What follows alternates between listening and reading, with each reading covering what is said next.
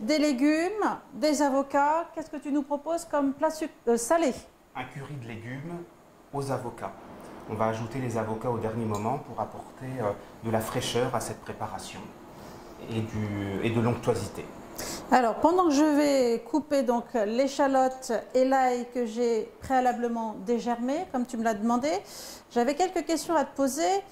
Ici, une racine orange, mes mains s'en souviennent. Oui, une racine blanche, qu'est-ce que c'est que ces deux racines et pourquoi ces racines fraîches et pas l'équivalent en poudre? Alors, il s'agit de deux rhizomes, de racines effectivement. La plus claire, c'est une racine de gingembre frais, et la racine qui a une sublime couleur orangée, il s'agit de curcuma frais. Il est intéressant d'utiliser le gingembre et le curcuma frais pour apporter d'une part de la vivacité en bouche, pas de piquant nécessairement, mais de la vivacité, et aussi du parfum. En bouche un goût fleuri que l'on ne retrouve pas ni dans le gingembre en poudre ni dans le curcuma en poudre. Alors on va commencer par faire suer l'échalote et l'ail. Je verse donc dans une sauteuse de l'huile d'olive au piment d'Espelette, qui a une couleur, comme tu peux le remarquer, absolument magnifique. Ah oui, elle est rouge. Et qui va apporter une couleur et une brillance à la sauce finalement. Le côté piment Espelette, c'est un petit clin d'œil à tes origines? C'est un petit clin d'œil à mes origines, donc le Pays Basque. Le piment d'Espelette est un piment qui n'est pas très fort et qui apporte particulièrement un goût fruité, un goût presque framboisé, qui sera tout à fait intéressant dans ce curry de légumes. Alors on va faire en fait suer l'échalote et l'ail, mais on ne va pas chercher de coloration. Alors, pendant que tu fais suer l'échalote et l'ail, qu'est-ce que je peux faire pour toi? Couper le gingembre frais et le curcuma frais. En petits morceaux, en rondelles, qu'est-ce que tu veux comme... En rondelles, par exemple, en rondelles fines, en filaments, comme tu veux. Allez, c'est parti pour les rondelles. C'est bien, comme ça apportera de la mâche. Oui, puis on a l'odeur aussi là du gingembre, le peps du gingembre, on l'a déjà... Un peu citronné, un peu... on l'a déjà... Un peu fleur blanche. Oui. On met les deux morceaux de curcuma. Donc ici, on va rajouter 2 cuillères à épices de curry. On sent déjà les odeurs qui arrivent. Oui. Hein? On va laisser un tout petit peu les épices se torréfier. Et on va mouiller avec le lait de coco. Avec le lait de coco. Donc on va laisser ce fond de sauce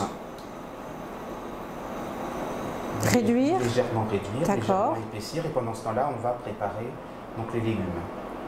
Alors, courgettes et aubergines. Et aubergines qu'on va couper en morceaux. En gros morceaux, en petits morceaux. On les épluche pas? On ne les épluche pas, on va garder la peau. Il s'agit dans les deux cas de légumes bio. Donc pas de souci. Donc il n'y a pas de souci du point de vue des traitements chimiques. Donc on peut effectivement utiliser la peau qui va permettre d'apporter à la fois un goût plus prononcé, des fibres et de la couleur. Bien sûr. Et de la couleur.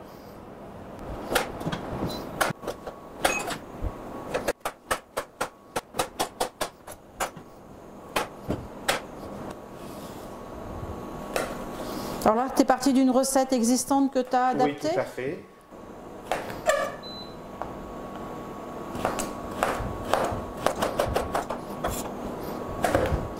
Alors, on coupe coupe les légumes. Tu m'as dit que les avocats, on les mettait au dernier moment pour pas qu'ils cuisent, voilà. Qu'ils gardent cette fraîcheur. Et au dernier moment, on rajoutera également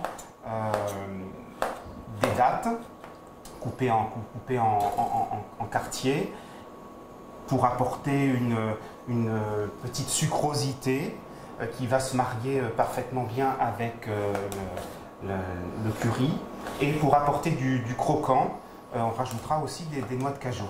On les laisse entières, on les casse, comment? On va les laisser entières. D'accord. Donc on rajoute les légumes. Les légumes.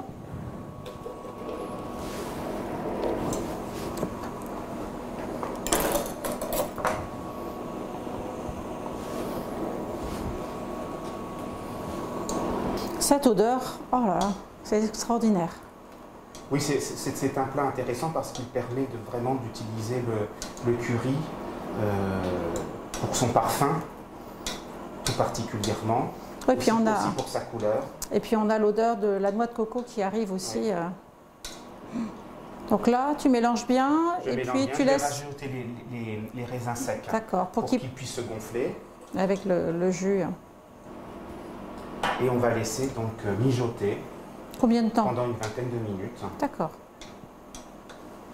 À feu doux, on met un couvercle, on surveille, on remue de temps en temps si besoin. D'accord.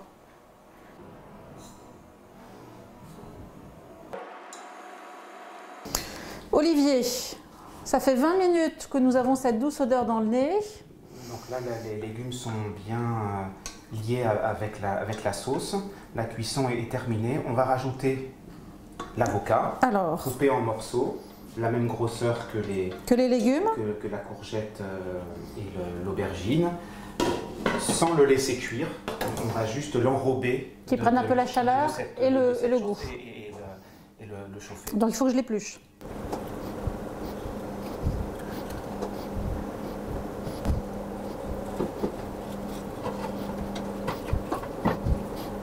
Alors tu m'as dit, suivant la saison, tu mets d'autres légumes. Tu as parlé tout à l'heure de tomates. Oui, on peut mettre de la tomate. Qu'est-ce qu'on pourrait mettre d'autre en fonction de la saison? L'hiver, je mets par exemple de la courge, du potiron. Ah oui. On peut utiliser de la patate douce. Alors la patate douce, j'adore ça, mais j'ai un petit souci. La patate douce, ça tient moins, ça s'écrase plus facilement. Oui, donc en fait, on peut, dans ce cas-là, on peut la mettre au dernier moment. D'accord. Enfin, un peu plus tard, quoi. Un peu plus tard.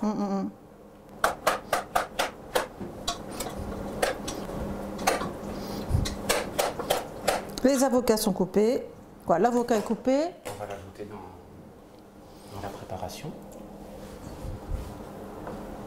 Et pendant que tu mélanges, tu m'as demandé de dénoyauter et de couper les dattes. Et on coupe les dattes. À la place des dattes, est-ce que pruneaux ou figues, ça serait possible? L'idée est d'apporter un côté légèrement confit. Comme ça te convient ou tu veux plus petit? Non, c'est très bien. Alors, on va servir donc ce curry très onctueux, très lié, très bien lié, au centre de deux belles assiettes. Regarde comme ces légumes sont bien compotés. Et ils sont brillants. Et bien. L'odeur.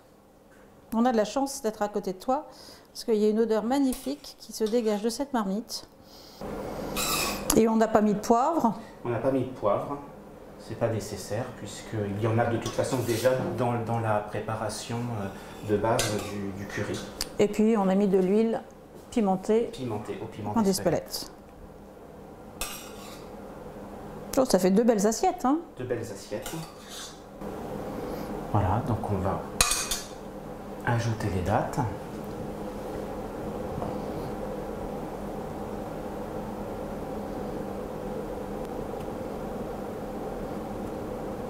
Les noix de cajou pour apporter du croquant.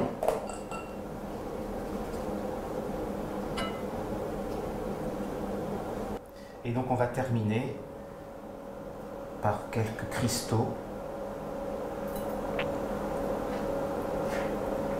de fleurs de sel fumées de Bas-sur-Mer. qui va apporter du craquant. Et de cette manière-là, on aura du craquant et du croquant. Ben écoute, merci Olivier. Et Merci à toi. Et il n'y a plus qu'à déguster. Bon appétit. Bon appétit à tous et on espère que vous prendrez plaisir à faire cette recette. Autant que nous avons pris plaisir à préparer. Ensemble. Ensemble.